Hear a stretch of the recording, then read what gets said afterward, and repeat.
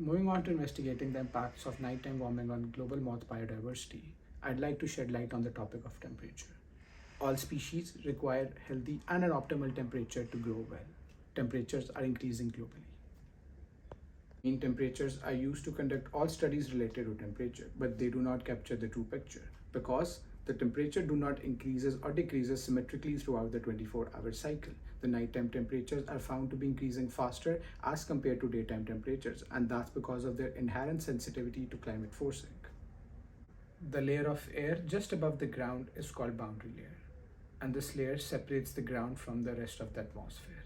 This layer is really thin in the night, but it gets up to hundreds of kilometers in the day. And this boundary layer depth at the night is the reason for nighttime warming happening at a faster rate as compared to the daytime warming.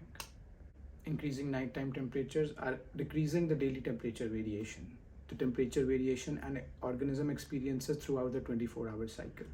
And this decrease in the DTV is impacting species characteristics and their interactions, characteristics such as fecundity and lifespan, and interactions such as predation and competition. And this eventually affects the species richness and survival.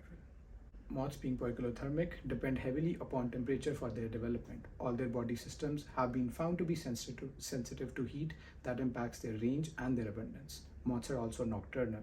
That means the nighttime temperatures particularly affect them. But all the various studies that have been conducted are focusing more on the mean temperatures and particular area as compared to a global study, particularly studying the impact of nighttime warming on moths. The primary goal of this study is to assess the impact of nighttime warming on moth abundance and richness at a global scale. And the purpose of this study is to develop more efficacious strategies for the conservation of moth. A primary analysis using the moth data from Predicts database, that is a global database for the all species, will be used across the CRUTS version of monthly temperature dataset to conduct a primary analysis and see what relationship exists between nighttime warming and moth richness and abundance at a global scale across different land uses.